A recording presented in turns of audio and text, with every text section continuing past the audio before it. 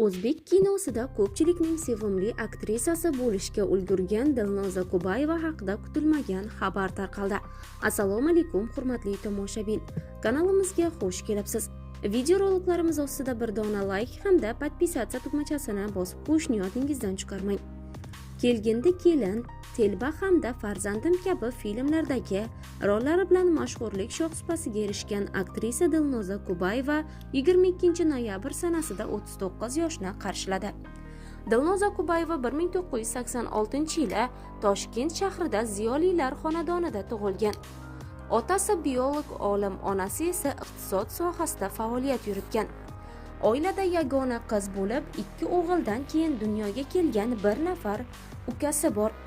Katta otamizning ismi Ko'paysin bo'lgan. Sobiq ittifoq davrida tug'ilganlik haqidagi guvohnomamizga Kubayeva deb yozilgan. Keyinchalik o'zgartirmadik. Aslida familiyam Ko'payeva bo'lishi kerak. Uydagilar yolg'iz qiz farzand deb meni hech qachon erkalatganini eslolmayman. Kichkinaligimdan boshqalarga qo'shilmasdim. Bir chekkada qimtinibgina o'tiradigan bola bo'lganman. Maktabga ham borishni istamasdim. Har bir voqea, hodisani nega bu shunday deb o'ylayverardim. Tan olaman, qiyinchilikda o'sganmiz. Bog'chaga o'rgangan raqslarimni uydagilarga ko'rsatib, ularning olqishini olgan beg'ubor damlar ham kechagidek yodimda. Maktabda turli bayram kechalarida faol bo'lganman. Mikrofonni ushlasam rosa hayajonlanardim. Oyoq qo'lim tinmay qaltirardi. Maktabni tugatgach Respublika nafis san'at litseyiga o'qishga kirdim. U yerda ustozlardan san'at bo'yicha saboq oldim. O'sha litsey institutga kirishimda poydevor vazifasini o'tagan desam mubolag'a bo'lmaydi, deganda Dilnoza Kubayeva o'z intervyularida. 2002-yili hozirgi O'zbekiston Davlat san'at va madaniyat institutiga o'qishga kirgan Dilnoza O'zbekiston xalq artisti Xayrulla Sa'diyev hamda O'zbekistonda xizmat ko'rsatgan yoshlar murabbiyi Munavvara Abdullayevani o'ziga ustoz deb biladi va ularning etagini mahkam ushlaydi. Ustozlarim ichida eng qattiqqo'li Munavvara opa bo'ladi. Institutga kirayotganda ijodiy imtihonga boshqa abituriyentlar singari Guli yoki Afeliya monologini emas, Orifxon Odilxonov qalamiga mansub qurib borayotgan Orol dengizi monologini tayyorlab borganim e'tiboriga tushgan ekan, deydi aktrisa. Dilnoza talabalik davridan, ya'ni 2004-yildan O'zbek Milliy akademik drama teatrida faoliyat yurita boshlaydi. U teatrdagi dublyaj ijrochisi Munavvara Abdullayeva sahnalashtirgan Andishali kelinchak spektaklidagi Olmaxon roli bilan tomoshabinlar nazariga tushadi. Keyinchalik Omonat dunyo, Bir qanotlilar, Bevalar, Sizsiz o'tmas kunlarim, Quyoshni sen uyg'otasan, Alisher Navoiy kabi ko'plab sahna asarlarida turli xarakterdagi katta-kichik rollarni talqin qiladi. Teatr sahnasida charxlanib, mahoratini oshirib borgan aktrisa kinodagi ijodkorlari bilan muxlislari safini yanada kengaytirishga erishadi. Kinodagi ilk rolini Taqdir charxpalagi filmida o'ynaydi. Ammo bu ijro omadsiz chiqadi. Vaqt o'tib kelgindi kuyov sonida suratga tushadi va undagi roli ham aktrisaga kutgandek muvaffaqiyatni olib kelmaydi. 2005-yilda katta ekranlarga chiqqan Kelgindi kelin filmidagi Charoz obrazi Dilnoza Kubayevani xalqqa tanitadi va mazkur rol uning tashrif qog'oziga aylanadi. Aslida hayotda tantiq, ruslashgan qizlarni yoqtirmayman. Qahramonim Charoz ham ana shunday kamchiliklarga ega bo'lsa-da, lekin uning qalbi borligini, ko'zini yog' bosmaganini, his-tuyg'ulari o'lmagan qiz bo'lgani bois ushbu rolni o'ynaganman. Uning insoniy fazilatlari, oliyjanobligi, asosiysi qalb ko'zining ochiqligi ham meni o'ziga rom qilgan. Charozning ham o'ziga yarasha dardi bor. U o'zidan kechib, orzusidagi yigitning orqasidan qishloqqa keladi. Kasbi orqali oz bo'lsa-da qo'shnisiga yordam beradi. Shu tomonlari ham menga ma'qul kelgan. To'g'risi boshida bu rolni o'ynay olarmikinman, qanaqa chiqarkan, tomoshabinlar qanday qabul qilarkan deb cho'chiganman.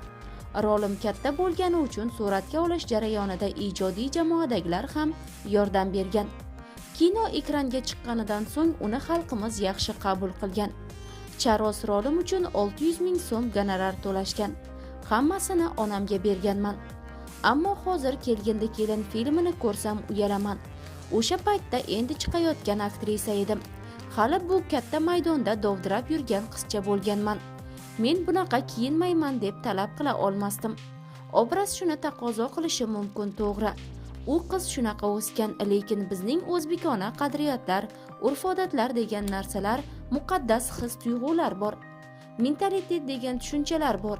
Shundan kelib chiqib bu obrazimdan uyalaman. Biroq mazkur rolim meni mashhur qilganini albatta tan olaman degan aktrisa. Aktrisa 2008-yilda o'z muxlisiga turmushga chiqadi. Umr yo'ldoshining fikri bilan ijodiy faoliyatida 2 yil tanaffus qiladi. Rahmatli turmush o'rtog'im tadbirkorlik bilan shug'ullanganlar. Boladek beg'ubor, yaxshi inson edilar. Kelgindi kelin filmidagi rolimni ko'rib meni yoqtirib qolgan ekanlar. O'sha vaqtda ich-ichlaridan shu qiz mening rafiqam bo'lsaydi degan kechinma tuyg'u o'tgan ekan. Keyinchalik o'sha vaqtda ichimdan o'tgan tuyg'u ijobat bo'lgan deb xotirlab yurardilar.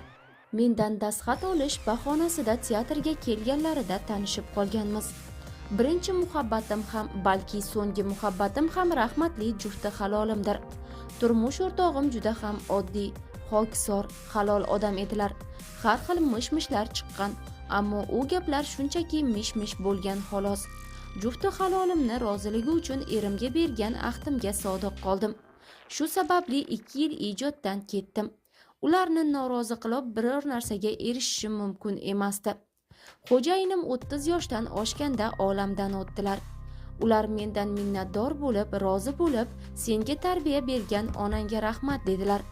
Bu gap men uchun butun umrga tatiydi. Shuning uchun o'g'limning ham oldida vijdonim pok. Uning ko'ziga bemalol qaray olaman. Buni o'ziga ham ochiq-oydin aytaman. Hammasi uchun roziman. Yaxshiyam sabrli bo'lgan ekanman.